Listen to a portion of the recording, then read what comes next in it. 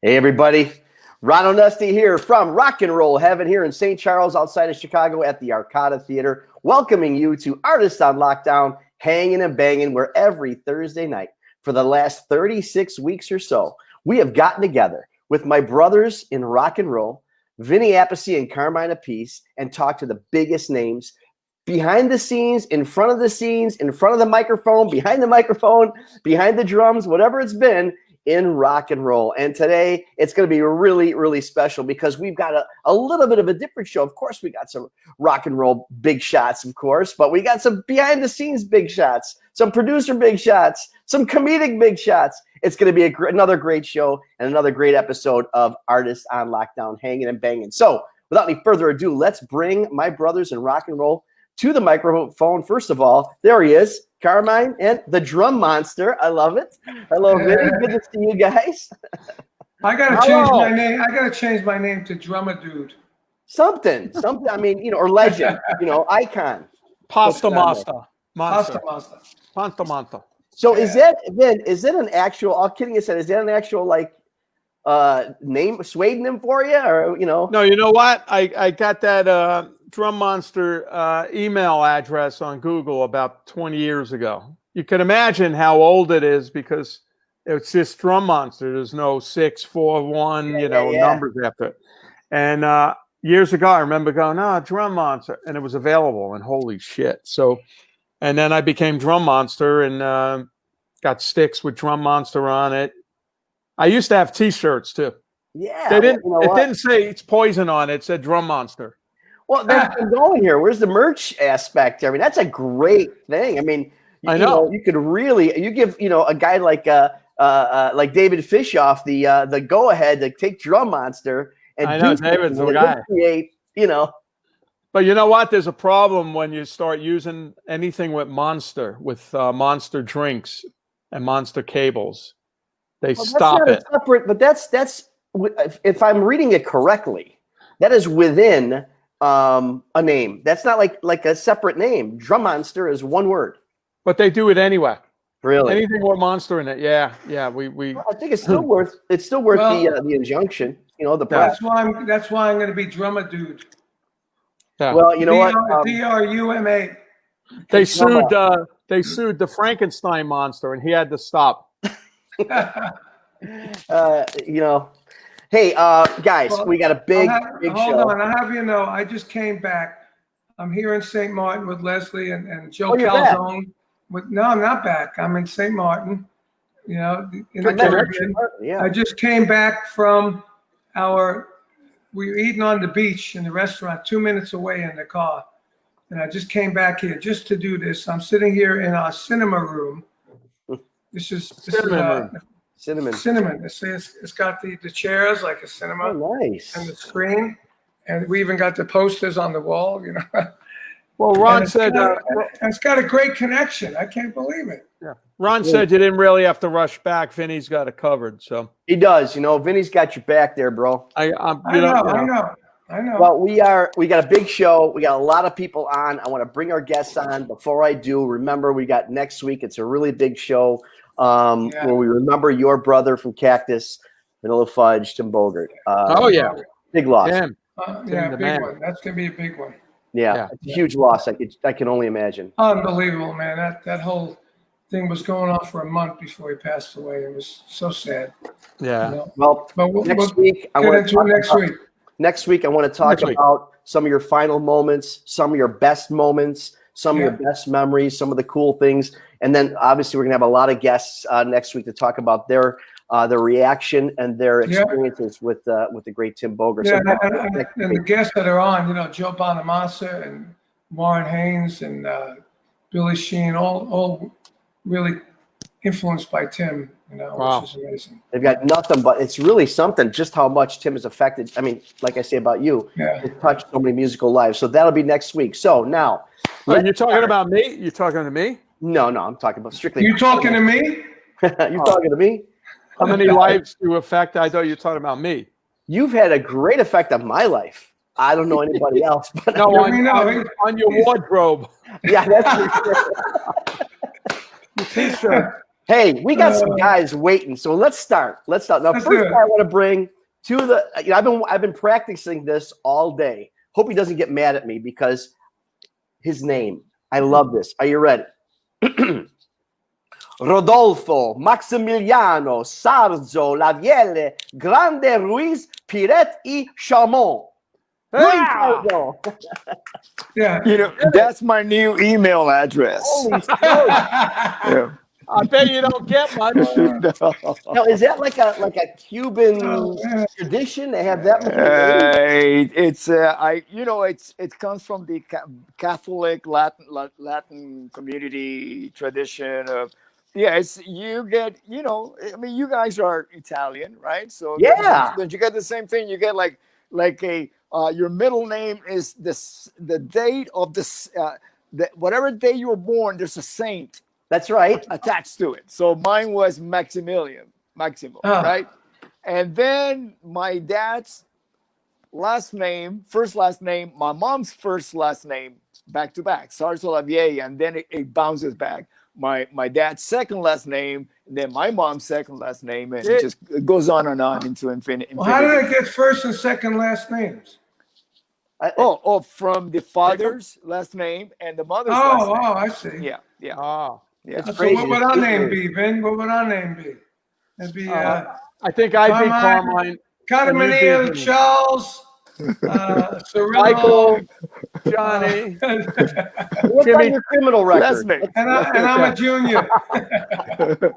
Jimmy two-time. Yeah, let's look on your rap sheet. That'll determine your name. Yes, I think there's a Capone somewhere down the line. Well, it's a good thing Vinny Boombots. Yo, Vin. Joey Gondones. It's a good thing you shortened it to Rudy Sarzo. Okay, yeah. They couldn't fit that on a record. They would have been able. They'll never fit it on a record. Yeah, I gotta tell you this story. When we first moved to the United States, I went from Rodolfo to Rudolph in Miami. So I was going to school, like 5th, 6th grade. I was Rudolph, right?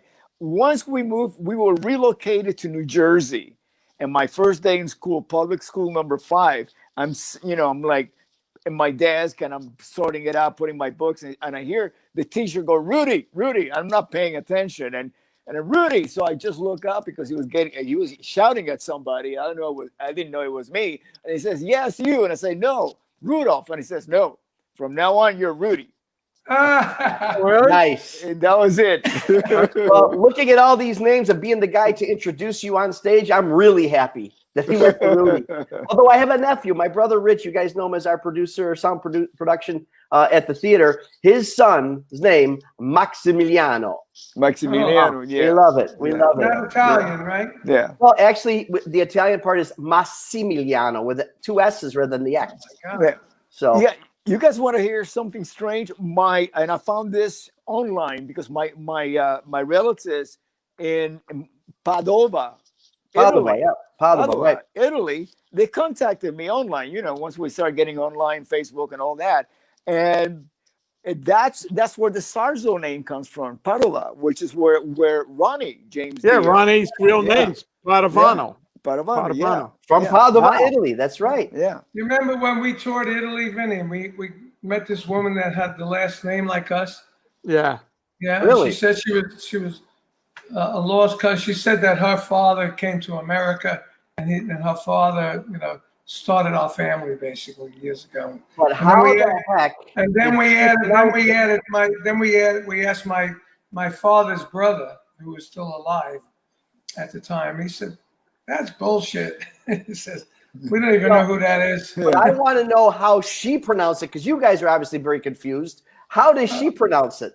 A peach. A peachy apathy. A peachy apathy. Apathy. Hey guys, we got a big show tonight. I want to bring our next guest also to get on with our conversation. This guy, I spoke to him a little bit before. You know, again, we all have our heroes musically, but you know, I'm in the behind the scenes a little bit, producing the shows and doing that. Well, this guy, we don't have the time to go into his accolades, but he's produced so many things. He's represented so many individuals, wrote a best-selling book.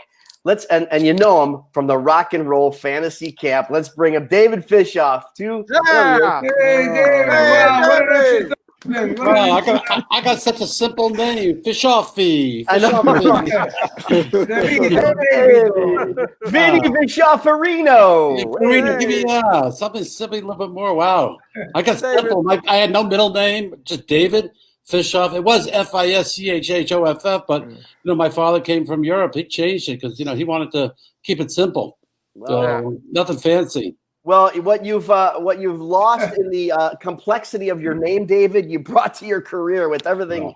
Thank you. This is fun. I haven't stopped laughing like this in a long time. Let's just keep going. This is a funny show. Well, why? I didn't understand, Vinny. You told me that we're going to do the show from where Carmine is, and I didn't get my plane tickets to St. Thomas. I know. No, I'm in St. Martin. Oh, St. Martin. Oh, that's why. Okay. He was waiting for your credit card number. Yeah. Someone's got to pay for Carmine's tickets. Somebody's got to pay for these tickets. Exactly. Luckily, we have the house here, so we're not in the hotel at least. So right now. Well, it's a pleasure to be here. Thanks, guys, for having me. It's an honor to have you here. We got another guy that's also going to join us tonight. I know he's backstage, so I'd love to bring him on because this is a guy I'm excited to meet. I've never met him, but I know he was booked at my theater, the Arcada Theater, in 2020. We moved his show now 3 or 4 times, but hopefully we'll get him. Let's bring Carrot Top to the microphone. So excited. Come on. Where is he? Where is he? Where did he go? There he is. There he is. Rikki. Hey. Oh, Rikki. That's Rocket Top. Wait a second. That's Rikki. That's Rikki. Rikki. How you doing? All right. Well, let me get my text straight here. I see. Okay. Carol, he's just going to join us in a minute, but Rikki Rockett from Poison, my man. So good to see you. I'm sure that it was a much better introduction with Carrot Top than Rikki Rockett anyway. I know. Let's start all over. I love Poison, and he's great. Okay, Rikki Rockett. Yeah. Cool, man. So I can go get a carrot. Yeah. No. I don't get some cauliflower. I'm glad you made it, bro. Yeah, we had a little mix up with the times. You know, when I said it's my bad. Yeah. It's all when good, I said man. 7 o'clock, it was like, 7 o'clock Eastern. He thought it was 7 o'clock LA, but it's cool. You're there. You've got a nice brick wall behind you. It looks good. Yeah. Well, Rikki, thank you for joining us. Yeah, you know what? Behind this wall is my drum kit. It's actually a fake wall that I built, and on the other side of it is like acoustic tile and stuff. As a matter of fact, do you want to see it, guys? Yeah. Let's go. Let's take a little walk. Okay, here we go. Hey, look at that guy. Look at that guy. Oh wow, there it is. Nice. See, so it's like it's a facade. I know Rudy's got his words that are over the top. That I was like, Rudy, I don't know what you're saying, but you'll do it. If you do it, you're going to clean it up. But I do at least know the word facade. So That's very cool, man. So how you been, man? What you been doing, Rikki? You been, during this whole COVID thing, you doing some writing? You doing some recording? You know what? I've been spending a lot of time with my kids. This is Jude, Bugsy. Hey, Jude. Hey, Jude. Hey, Jude. Hey, Jude. And then this is Lucy. Come here. And this is Lucy. Yeah, look how cute. Hello. Wow, Let her look run how home to cute. my little girl. Her name's Critter. So I got Bugsy. And Critter. Oh, nice. So, hang But on. this week it's Spike. Well, let me talk to Spike. I really want to understand. I think David and I would like to know how we can make our hair look like spikes. Yeah, I'm dying to. How can we do that? A Well, lot of Well, great. Ricky, what you been doing, man? What you been doing like on the off season, kind of? Oh, we lost him. Yeah. uh-oh. No. We'll get back to Ricky. Let's No. go to David Fishof because David, you know, I'm really curious. I mean, obviously, I talked about a little bit about your I don't know. We're back. Okay, Ricky, I'm talking to David for a second here. I'm trying to keep this straight on the rails. It's going all over the place. But anyway, David, it just really, you know, obviously you're a visionary. And I say that because you've created stuff. I mean, you know, you look at all the bands or the Happy Together tour. I work very closely with every one of those at the Arcada Theater to put them all together. You're a master of creating, taking the best talents and putting them together with Ringo's All-Star Band, with, you know, what you've done, even with what you did with the association at the beginning, putting them on tour. How did this stuff come to you? Are you looking at bands saying they would look good, they would do good together, or does it just like happen? I'm really ADD, to be honest with you. Well, it's obvious. It's obvious. I gotta come up with new ideas all the time, or else I get bored.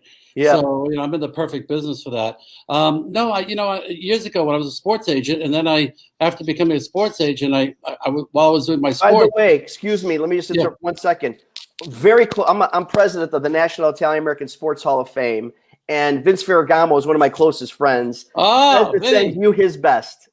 I love Vinny. You know, Vinny a lot. Yeah, we're very close. Nothing but freaking high praises for his buddies. I just want you to know. He was a great client. I love my ball players. They were great, and I made sure that they would all have money today. That they realized that the sport's going to be short, and you better save your money. But I tell you what that was. I really got bored being a sports agent. People think I'm crazy, and you'll see in our film because all it was about show me the money, get me the money, and I couldn't really get creative. And I was sharing office space with Shep Gordon and Gary Kerfus. I don't know if you remember Gary Kerfus, the late manager, and Talking Heads, Ramones, and we're all in this office space together. And I remember Blondie and all these people coming up to his office. And they're like gold records on the wall, and that's when I decided that I wanted to try entertainment. And someone called me up, asked me if I wanted to represent the association in '83. And I said, the association of what? I didn't know who they were. So I went out to see them because they said they were a band. And they started playing me all the songs. And I said, wow, I remember these songs to the dentist's office. And so I took them on as clients. And I can't tell you, but I booked them everywhere. I went to William Morris and whatever it took to get them bookings. And then it's when I picked up all these other bands. Also, if the association could be so successful, we want to do this. So the Turtles called me, the Grassroots called me, and Gary Puckett, the Union Gap. So they called you. They called me, yeah. They couldn't believe the association got $1 million of bookings. They were working every night. So that's when I decided to package the Monkeys too, right? That was first time with Happy Together 1, and then Happy Together 2. And then it was the Monkeys. That was 20th anniversary. Yeah, 25th anniversary. That was amazing. And the Dirty Dancing, I did that as a live tour. And it keeps my mind going. I get bored. I get very bored, being ADD. So you always got to come up with new ideas. Well, I love it. Hey, Rudy, back in with Jeff Tate, another good friend of ours, great job with, Queensryche. I mean, you got a chance to play with Rob. Was that the only time you played with your brother on a national scene like that? Yes, on tour. Yes.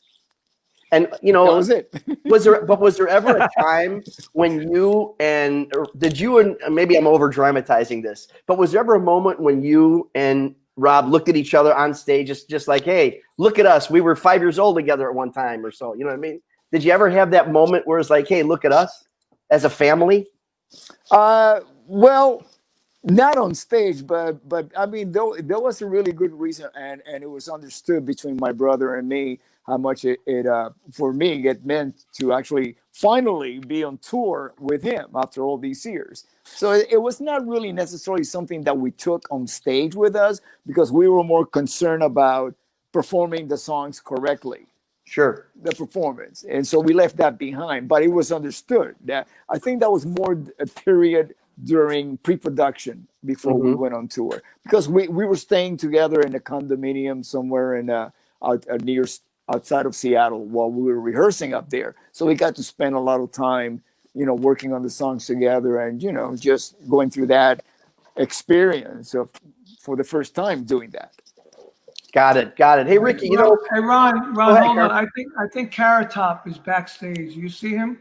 I do not. I'm waiting for Ben to let me know what's happening. So, because I just got a text from him with a picture of him backstage. all right. Well, nope. Does he have a backstage pass? Yeah. The security guard. No, he's trying to get to you to get that. No, not yet there, Kym. I'll get him as soon as he's having a couple little issues right now. We'll get him on. Ben, check it out. I just resent him the link. Ron, I'm here in Vegas, so I can go pick him up. Yeah, go over to Luxor, pick him up. Yeah, exactly. Oh, you're in Vegas? Yeah, I needed a break, It's so you're on a vacation in Vegas. Oh, yeah, that's right. You moved to California, right? Right. I live in California. Good luck. Thank you. And I decided, you know what? The kids said, let's just get in the car. We picked ourselves up Tuesday night, came out here to season. So that's awesome. Yeah, we're working with Carrot Top right now. Just be a couple minutes, okay? Hey, Rikki, obviously you've been. It's so cool to see you and meet you for the first time. I haven't met you, I don't believe. Being with Poison since the beginning when you were Brett putting this thing together, and Brett is by us with his band 2-3 times a year, and just like Poison, and we can't say enough about Brett. What a good guy he is to his fans. And I got to say this to you, too. Poison has been so good to their fans. I mean, really, there's a lot of bands out there that are good. You guys are great to the fans. And is that something you conscientiously, sit down, hey, guys, we got to make sure that we take care of the people who's paying for these tickets? Is that something you guys talk about? Absolutely. Fans, we all know it. Fans are, if without fans, you're out of a job. Mm-hmm. Yeah. It's just that simple.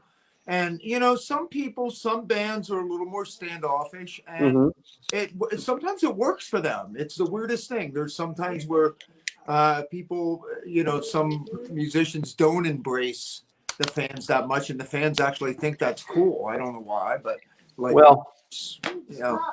Logic or something like that. But no, I remember one time, Brett and I, honestly, this is a true story. We had bought these 125 motorcycles that we were able to compress enough to get in the bay of the bus. Okay? Come on. So it was a day off, and we were in Montana or someplace where it was a lot of good riding. And we're running back and forth to the bus, getting stuff, trying to figure stuff out.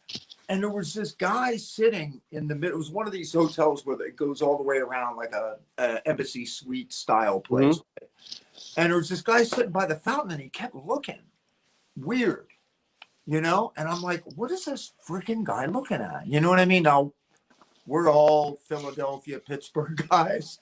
We're like, when somebody looks at you like that, they want to fight, okay? Mm-hmm. That's what was in our head. Not realizing not all of America's like this. And so we decided to go back out again, and this guy's looking at us. I'm like, I can't take it anymore. And he goes, I can't either. I'm like, dude, what the fuck? And we start going off on this guy, and he goes, hey, man, I'm sorry. I just can't believe that I'm actually seeing you guys. I love you guys. You're my favorite band. Blah, blah, I can blah, see blah, it. blah, blah. I felt so horrible. And we looked at each other that day and said, if you ever snub a fan, I'm going to punch you in the face in front of the fan. And that's a promise. And he goes, okay, back at you. So it's we've always been super, super cool with fans. So. And I've seen that, being on the other side, we'll do the meet and greets after the show and stuff. And I've seen, look, I got a lot of respect for Brett's band. They look after him. They're really, all the guys, of course, and they're really, really close, watching him and making sure that the fans are doing, we're keeping their distance and all that kind of stuff. But I've seen him almost, what's the word? I don't want to say chastised, but you know what I mean? Hey, man, I'm cool. Let them get closer. Let the fans get closer. He's really, you could tell he is on the side of the fans. You could tell that's the mantra that Poison practices. So kudos to you guys. When we came out here, there's to Los Angeles, we play the Troubadour. I remember Eddie, who ran the Troubadour. The first time we ever played, we stood by the door and thanked people for coming out. And he goes, I've never seen anybody do that. Are you guys nuts? He goes, everyone goes up in the dressing room and hangs out and smoke pot or whatever. And I'm like, well, we'll get to all that, but we're first going to say hi to everybody. And you know what? There was a cute chick in the front row, and I'd like to say hi too. So I mean, Why not? but Yeah. but that's in PA and Maryland and all those areas where we played. There was nowhere to go when you were done playing. You played a club. What were you going to do? Go to the bathroom? There was nowhere to go. Right. You had to mix and mingle. So we didn't know. Now, eventually, of course, all that had to change the bigger that we got. But it grounded us for a very, very long time, you know?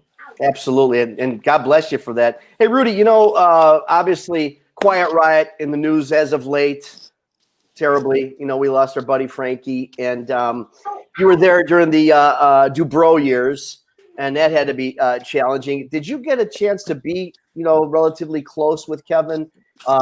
Did you see any of that coming? I mean, how was it in those years with Quiet Riot? Which years? The Dubrow years? Yeah, the Dubrow years. Oh, I played in Dubrow, and I was living with Kevin. Right before I joined Ozzy. I went from sleeping on his floor, got the call from Sharon, and the next day Ozzy called me. I did the audition. That very same day that I passed the audition, I moved over to Sharon's father's family home in the Hollywood Hills. So yeah, I spent a lot of time with Kevin. Yeah, See, I did the same thing. I got the call from Ozzy too. yeah, I bet you did. And then I got fired. Me. Then he got the call too. I got the call too. Well, wait a second, Rudy. You're missing something because you didn't say yes to Ozzy right away. No, I didn't. Yeah, it took more than that. What was that story? Yeah, I always, I was committed to a band called Angel at the time, but I was still sleeping on the floor and starving because the Angel were not signed to Casablanca anymore. So, and they were like, we had a, we were showcasing for labels and stuff. And, it looked like there might be something down the line, but, that did not take care of my situation. And then, Kevin actually yelled at me when I turned it down because I explained to him what the phone call was about. And he says, well, you have the chance to play with Randy again and get off my floor because I was sleeping on his floor in a spare bedroom, So, that puts some sense to me. I mean, lately I've been really not listening to that voice anymore because it gave me some really bad advice. Smart. Continuously. So I figured no more listening to that voice in my head. I listen to other voices now. Now, Rudy, you and Drum Monster up there. Now, where did your guys' worlds collide? Was it Dio? Was it you guys have been together in some incarnations? We've been in the same band at different times. Right. Yeah. Yeah. Actually, we got close together at David's rock camp. That's right. Where we were on the same camps, many of the camps, and we were counselors, and we played in the when I was the musical director, I always chose Rudy to play bass with me because it's we're on the same page. Sure. So we were always in the same band pretty much at rock camp, and then we did so many camps that David put on that we really got close together there. Now we're in the new movie. Yeah. David's got to tell you about the movie. My first calls when I come up with a camp concept, I call Rudy and Vinny and Teddy, and they always Teddy. They're my go-to guys. And if I know they'll be at a camp, it's going to be the best camp ever. So, and I'm so proud of them and I'm so excited for them because for 5 years we've been trying to. Jeff Rowe and Doug Blush have been trying to get this film out, and it was released last weekend. And congratulations, guys! It's 91% on Rotten Tomatoes. Wow, it's like unheard of. I didn't even know that, but it's really amazing. It's called Rock Camp, the Rock Camp. Not Rock, I call it Rock Camp the film, but it's really just called Rock Camp. And today they added 20 more theaters that weren't expected that want to carry it virtually. So yeah, it's going to be very, very exciting. There's a perfect time for this movie to come out too. Everybody, Well, at home looking at movies, and Well, yeah, they're tired of it. But I'll tell you what I'd love to talk about the film. How many of these films, when they come out with these music films, they're all like behind the music. I know when I toured with Ringo, we used to just make fun in the back of the bus, behind the music. Okay, band starts out, they make it great, then they lose all their money doing drugs, and the manager steals all the money, and then they go back. Every band, not put the name of the band in, just name them. They're all in there. And the wondering thing about this film is that it takes you from the beginning all the way to the end and never goes down. It just takes you to it really does. I think it's so life-changing. It really shows the camp. I think they did a great job. Because and the guys can tell you, they know how much it's hard to put a film together because you really want to tell the story. And it's so hard to tell the story of Rock Camp because just like a film, how many times you go see a film and you see the trailer and then you go see the film afterwards and you get so disappointed. I can never show how great this camp is in a trailer. And hang on, we got. Let's play that trailer. Play the trailer, yeah. Let's play it. Here we go. Where while he sets it up, where can we see this, David? How do we get? So you go to rockcampthemovie.com, rockcampthemovie.com, and you'll see a listing over 100 theaters, and there's also one Anytime New York. And Anytime City, and $1 goes to Music Cares, and you pick a city and just pick your favorite city because we'd like you to support your local theaters. And then I want to make a special announcement because I think for your listeners, NAMM, we gave the film to NAMM this week, and all the money, 100% of it will be donated to the NAMM Foundation. So if you go to the NAMM website and find it, their concept was believe in music, and I wanted people to really take this, take this film home. Wow. Yeah. So Ben, do we have the trailer set up? You need to make it bigger. Yeah. Yeah. See here. That's what she said, but. Yeah, Vinny made it. Now that Vinny's in it, it's X-rated. Yeah, I know. Yeah. Artists love to give back. They realize their success is based on the fan. And that's how I came up with the idea of Rock and Roll Fantasy Camp. Look at that handsome gentleman. It's very easy to forget where you came from. Once Roger started doing it, it opened up the door. Rock and Roll Fantasy Camp became part of pop culture. Just like that. Welcome to Rock and Roll Fantasy Camp. Okay, this person could play, this person could kind of play. You would have a 15-year-old kid playing drums and a dentist on guitar. If this band were a real band, it would be the weirdest band ever, but cool. A lot of really good players come through. One guitar player was shredding like a mother, and I'm thinking, what are you? He goes, I'm a doctor. I'm going, wow. I want every rock star to do what inspires them. I had to experience it. Lita.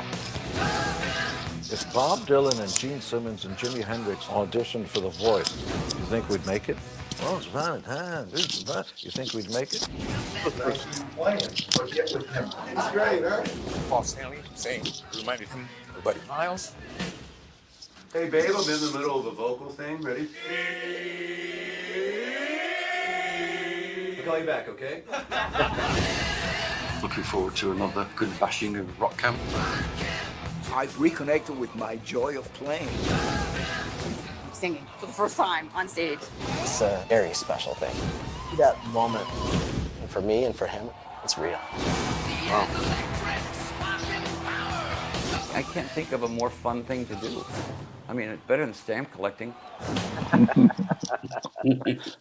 I tell you what, man, obviously Rock Camp has become just as iconic as the guys that are and ladies that are in it itself. So congratulations. David, what is there a special moment? We talked earlier, Rikki, obviously about the fan connection, but you talk about an ultimate fan connection. You provided it.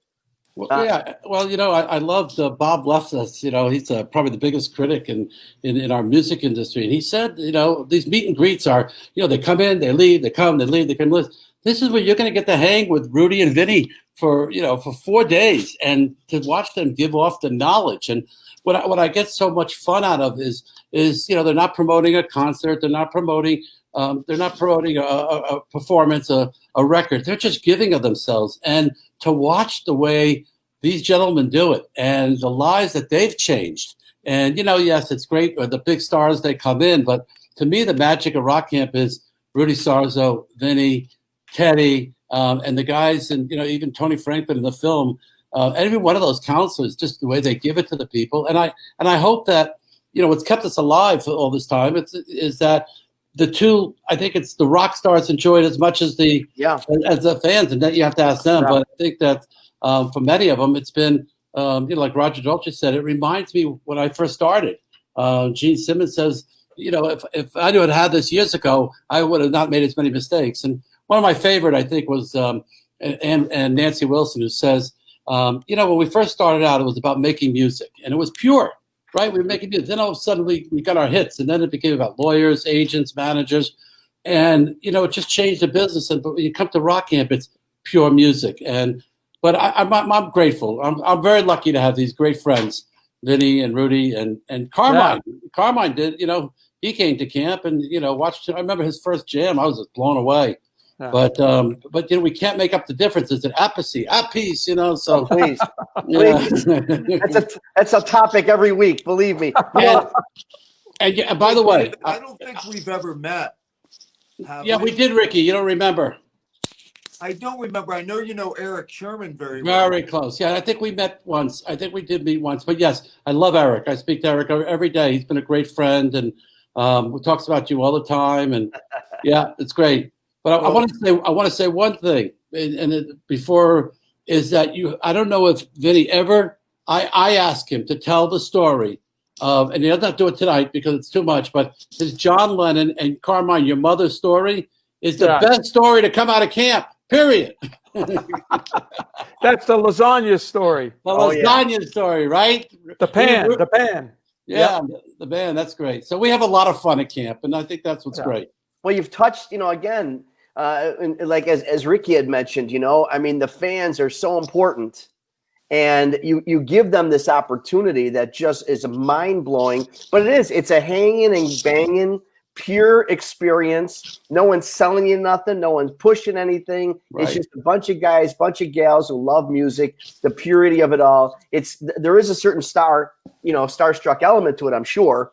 But after the second day, third day, fourth day, you're all friends and fans together. And that's for like Rudy and I, and Ricky too, like now you're a musician, but when you go to rehearsal, you go to record, you go on tour, everything's a schedule. Whereas when you grew up learning how to play, I used to go to somebody's basement and there was a jam, and you jam with the neighborhood guys and shit. I haven't done that in years. We do that at the rock camp. We all get assigned jam rooms, and there's maybe me and Rudy and a guitar player walks in, a camper and a singer, and we just jam, play some Zeppelin, play some. Well, I'll tell you what, when we do some of these, obviously the shows that we do, we're there all day. Hey, Carm, we're there all day, and I'm obviously lucky enough to be part of the sound check. I'm watching from there, and it's really a cool element, the sound check element, and it's an interesting kind of study that I've done just by myself. But the songs that are played in sound check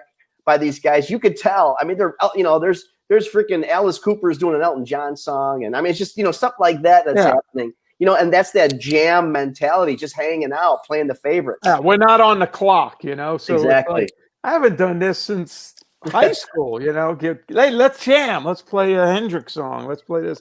So it's really a cool thing. I got to tell you one of my favorite stories. I'll bring Ricky, but Nick Mason. Come on, Nick Mason owns the world, right? Yeah. Right? And he came to rock camp. He came for a few hours, and he stayed for 4 days. Wow. And then he wrote a great story on GQ.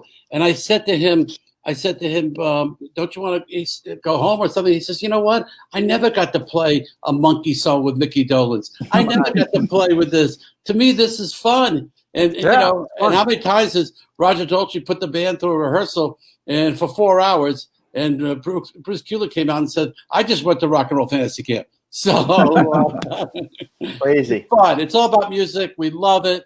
I think people are going to love this film, and especially today, it's going to make them happy.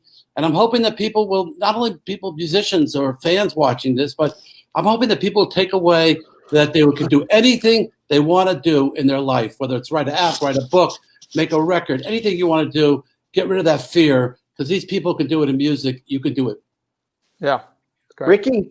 Yeah, what I wanted to say too was a lot of times people will say, you know, my son is just starting out on drums. He's 16 or whatever, or there's somebody starting on guitar or whatever. What is your biggest advice?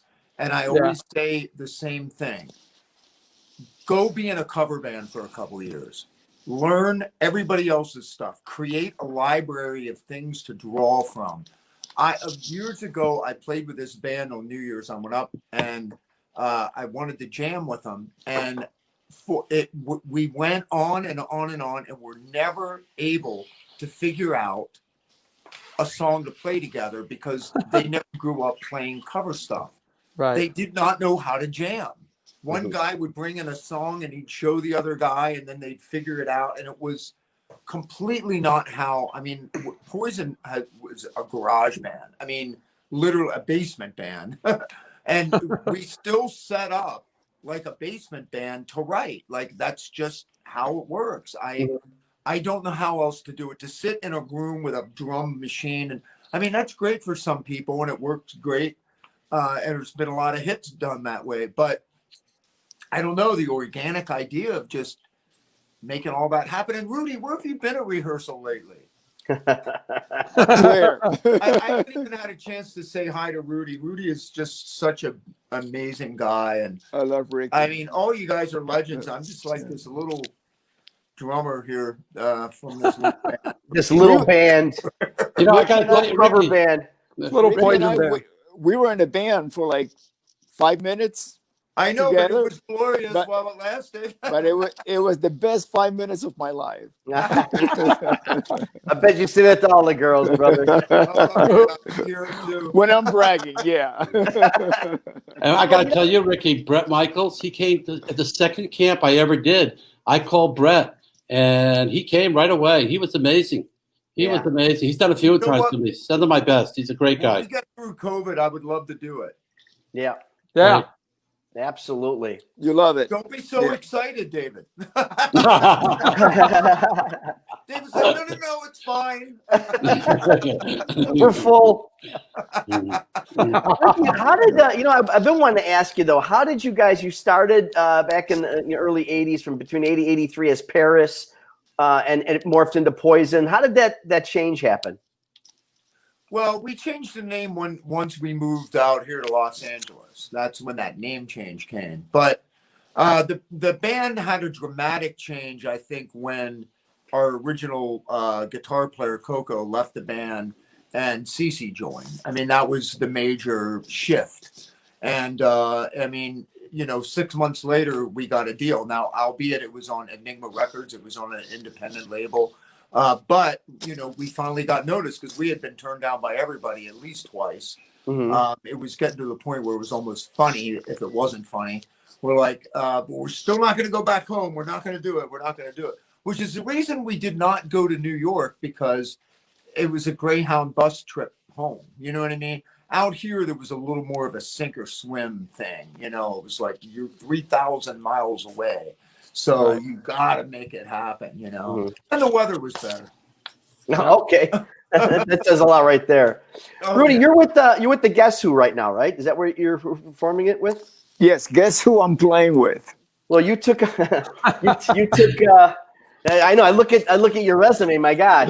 Talk about a revolving door bass player. It's incredible. David actually represented the Guess Who way before I joined the band. Yeah, they did a tour. They did a tour for me. We represented them. Yeah, my olden days. Let me tell you something. They happen to be one of my favorite bands because the hits are incredible, unbelievable. Yeah. And I remember as a child, my brother had the 8-track tapes, and he bought them illegally. And Columbia Records, they had those. And I remember the police coming to my house looking for the Guess Who tapes that my brother bought. Isn't that crazy? Wow! Isn't that crazy? But he didn't know. He didn't know. He bought these tapes, and I played that 8-track and nonstop. Yeah. It's No Sugar Tonight, Undone, American Woman, Clap for the Hope, man. It goes on and on and on. It's like it blows your mind. It's like America. Several of these bands, their whole show is like a jukebox of number ones. Yeah. It's crazy. And I tell you, you took over for Jimmy Cale, right? Yes, I did. Yeah. A great guy. I tell you what, that Yeah. guy, look at his face when he plays bass. That's a TV show in and of itself. He stayed at my house, Rudy. I remember Jim Cale. Wow. Oh boy, you must have stories then. Yeah, I know. And I don't drink. Wow. Yeah, Jim. I got the liquor bill a couple times on doing those shows, and that was tough. I said I'd rather pay the guarantee than the freaking liquor bill. But anyway, but I'm sure Gary's still behind the drums. Oh yes. Yeah. Yeah. You should have us play at the theater. No, I will. Derek Sharp, one of my favorite freaking. Some guys are just born to do something. Yeah. I put Derek in the same kind of vein as like Kelly Hansen. These guys just freaking born to do something. Yeah. And it's just great to watch. It really, really is. So good luck with that. I saw that late last year. My God, that guy is amazing. Oh, you saw the show? Yeah. Yeah. No, we've had him several times, and we've had Burton too, another phenomenal show. Yeah. There's a freaking legend and a half. Yeah. So, just the guests how they've touched rock and roll and pop music. If you go down that road, but live music, especially either Burton's or the guests who's live show, incredible. And having you added to that is a freaking score for them. It really is. I'm having a blast. How did that happen, by the way? I'm looking at, Whitesnake and Boyster Cult and Dio and just all these bands and Quiet Riot. And then guess who? Not exactly the same vein, I don't know. Arguably, but. Yeah, but that's the music that I grew up with. Sure, we all did. Just like the Fudge, listening to Carmine playing with Tim, that's, and so, yeah, it was very organic. I'm not sure if Sass Jordan was in the Queensryche version that we play at the theater. Was she there? Sass? Yes. Yeah, okay. Yes, absolutely. Sass is married to Derek. Derek Sharp. I didn't know that. So when they were looking for a bass player, Sass said, "Hey, why don't you call Rudy up?" Wow. And that's it. That's how it happened. Yeah. I know, but that's like saying, "Hey, we need a singer. Why don't you call Robert Plant? See what he's doing?" It's kind of interesting how they got it like. They had my number. Wow. I'm easy to reach. Hey, we were in England playing with. I was in a band subbing for Bobby Rondinelli. This was a while ago. The Lizards playing opening for the Fudge. Yeah. Oh yeah. And Tim Bogert was sick that night, and so I'm backstage. We don't know what we're gonna do because Timmy sang a lot of the songs. So it's in England. I'm playing, warming up on the drum pad in the dressing room, and the door opens. Robert Plant comes in. Oh, I go, whoa! I never met Robert. So, hey, you doing? Good. He's looking for Carmine. I tell him he's down there. He'll be up in a minute and stuff. So Carmine come up and we tell him, well, Tim's sick and we need somebody to sing to Robert. And he goes, I'll sing. Come on. Yeah. Awesome. So then there was only one. We did Horseman Farm.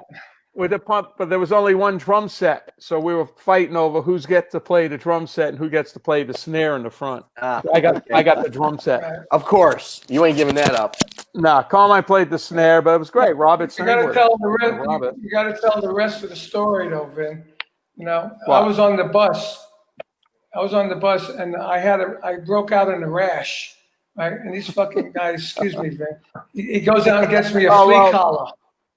Right? I bought him a flea collar. This was in England. A flea collar, right, in England. So I'm on the bus, and my roadie comes in and says, "Hey, Robert Plant's here. He wants to see you." And they were busting my balls all day.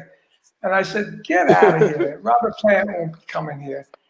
He said, "No, he's here. He's here." There's a little. "Look, I tell you what. If Robert Plant's not here, you're fired." Come on.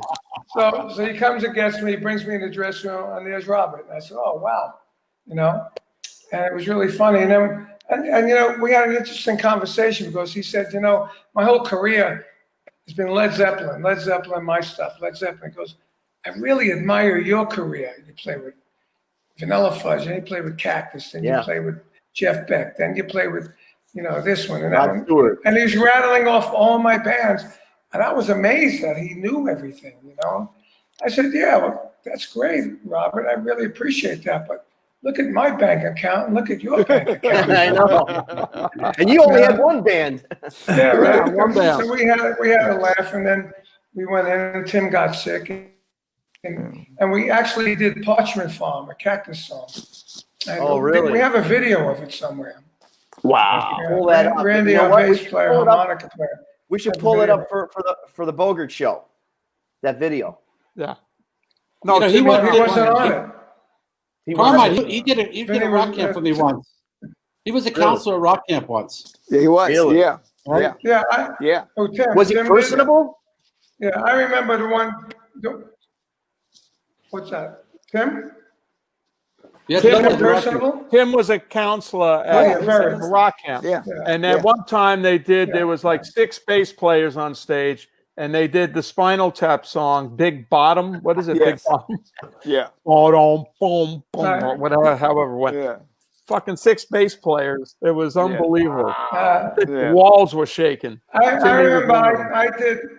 I did one of the rock camps when you did it at Gibson. You remember that, Dave? Yes, yeah, early on. Yeah. I was on Yeah. I was on salary with Gibson, and I did what we got all the big stars to do. I went around to all the classes with you. And, You were amazing. and, I remember. And played I with remember your everybody. Yeah. your drum That was your fun. drum exhibit was unbelievable, unbelievable. Yeah. And I did a clinic. I did a clinic at a Hollywood one. I Yes. remember that too. That was a lot of fun. God, these Speaking moments. of Robert Plant, the Zeppelin came over. They opened for the Vanilla Fudge. That's how they Right. just came over, and it was crazy. So Carmine watched them a couple of nights, so that he talked to Robert Plant. And he told him, maybe you should move around a little bit more. on stage. Give him a little tip there, huh, Carm? I did. Oh yeah, we were walking on Santa Monica Boulevard, and I said, Robert, you guys sound great, but you should move around a little more. I think it might be better for your image. Right. It's a good You thing guys they might listen see to me. him. Look where he's at. Look how it happened to him. You guys might make it. You guys might make it Yeah.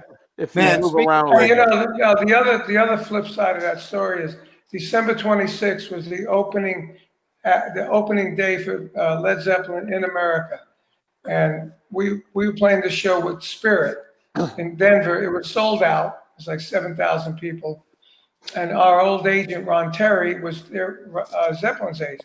He said so. He tried to, Barry Fay, right? You guys, Yeah. Barry Fay, the promoter, but he wanted, they kept hitting him up. Let's put Led Zeppelin, Jimmy Page's new band, in front of Vanilla Fudge. He said, we don't need him. We're sold out. We don't need him on the show.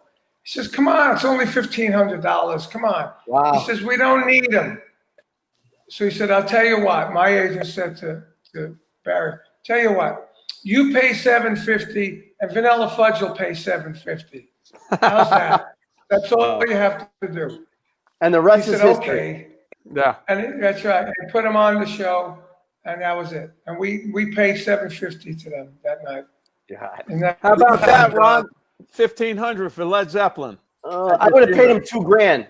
Whoa! Cash. Oh, Rikki, where were you coming they from? couldn't on hit the this? symbol. Yeah, we had It's in Jimmy the other Page room. come out and play with us in Colorado when he was working on a record with Coverdale. Uh-huh. And it was Cece's birthday, and we're like, it couldn't be a better surprise for him. Wow. Jimmy had a few, and we had, the way our stage was designed, we had like a thrust on it, like where Brett was, and then Bobby and Cece. So in between it was the monitor, and it was just this dark area. And we come out doing rock and roll as the encore with Jimmy Page. It is like the most amazing moment of my career. Of course. I have really hit a place, and all of a sudden, where's Jimmy? He had fallen down. Oh, wow. And they picked our security guy, Rob Stevens, picked him up, put him back on the stage, and he was still going. Guitar. The guy is such. We did a show with Zeppelin in '69 after they got big, and I had gotten John Bonham the drum set. And in the beginning of our show, we have those 2 drum sets. The top one is me, the bottom was John Bonham. Anyway, so when Robin and Jimmy would do, I think it was how many more times, they would do this like 15 minute thing between the vocals and the guitar. So they do this thing. So Bonzo and John Paul Jones come off the stage. So John Bonham comes up and he goes, "Hey, you want to have some fun?" And I go, "What?" He goes, "Why don't you and Tim go up instead of us going up?" He said, "That'll be fun." I said, "Yeah, okay." So we, when you're on tour with somebody, you tend to know their arrangements, So we went up and we played the leading triplet into the song. Was playing the song. So Robert Plant singing looks over at us and like goes, "Whoa." He goes over the page and elbows him. He said, "Look at this." And the page looks around. Okay, it just continues. It was a lot of fun. I have a Carmine story. Okay, everyone quiet. Hold on, Ricky, before you say that, can I just say goodbye? I have to go. I have to take a flight to New York or just another Zoom to New York. That's so great. Oh, gotcha. Yeah. David, thank you so much. Hey, the movie, Rock Camp, the movie, everybody go check it out. We're very excited to watch it. And be careful, it's dangerous in New York now. Yeah, well, the good news is I'm going like you. I'm going from one Zoom to another, so I can do it. And I got to be there at 5 o'clock. How could you go and the neighborhood we used to live in there, Dave. Right, I missed this Big Apple. But listen, the movie's great, and you know what? I think Carmine, you'll be so proud of your brother, and I know your parents would have been proud to see him. Now he's a movie star. He's not only a star. He's a movie star. Hey, Vinny the movie star. Yeah, exactly. Over here, TV and movies. All the best, David. Thank you, buddy. Bye, Dave. Okay, Ricky, you got it. What's your Carmine story? Yeah, so Brett and I had a friend that did work security at Harrisburg City Island, and Crocus played. You remember Crocus? Absolutely. They're still playing. They're still by me. Yes. And Carmine was playing with Ted. Pardon me? Ted Nugent. You were playing with Ted Nugent. And we somehow we got backstage through this friend that did security, and we were scared to death because we're, everywhere we looked, somebody was pushing us somewhere. Like, we didn't know what the hell. I try to remember this when people are backstage, right? You came out and were the nicest freaking guy ever. And I think I told you this story when we played like the country club or something like that. You came to see us see Poison years later, before we even had a deal. I think it was when we were like, had girls dragging Brett out with cat makeup on and shit. I remember you played a gig with us with King Cobra. You guys opened up for King Cobra. King Cobra. That's right. Yeah. But yeah, you were hell nice, and I think you went and got me a better pass so we wouldn't get kicked around so much. And I don't remember a whole lot about it, but I think I was about 16 or something like that. And you were telling me about Rod Stewart days and all that stuff. It was, anyway, thank you now. I want to thank you now for that night. Another life you've touched, Carm. Another one. Thank you, man. Thank you. Hey, Ricky, real quick here. Sorry. Listen, Carrot Top couldn't get on, by the way. So. Yeah, we'll have to reschedule him. Yeah, reschedule him. He's funny. He's a great guy. Again, we're looking to reschedule his live show at the Arcada Theater in 21. We're working on that literally today. So we'll have Carrot Top back on. Hey, Ricky, I know you had this, obviously this big tour going on. It was possible. I'm filling in for Carrot Top. No, right on. Remember? You're doing that's right. Ricky does our Carrot Top tribute band show. Carrot Top got mentioned by George Carlin. I've never been mentioned by George Carlin, and it ain't never gonna happen. That's right. But anyway, that big tour, who was it? Was it with Motley Crue? Motley Crue it was Def Leppard. Def Leppard, yeah. So where does that sit? Obviously, with all the COVID, has there been any plans for summer of 21? You know what? Look, we're all at the mercy of COVID right now. Sure. Obviously, the plan is to forge ahead with the plans to do the tour, and with any luck, it'll happen. I mean, we all want to play, obviously. the opportunity for this lineup is rare.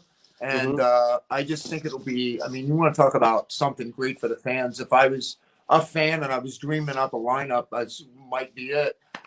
So, I mean, it would, I really hope it happens. Yeah, we all do. Well, it's probably, I'm thinking from talking to some other guys in the business, it's going to be, they're really be pushing for the outdoor sheds, the outdoor opportunities for this tour, which obviously will make it a little bit easier to plan on anyway. You know what? I hope the new administration does everything they say they're going to do, and we get vaccines out, and we all get to a place where we can go do these concerts and band camps and all that kind of stuff. Yeah. All of us want to do that. So, let's get with it. I don't know. I don't know if I could play for an hour and a half anymore. Right. Yeah, I know, right? I play in there for half an hour, a whole hour and a half. That's a lot.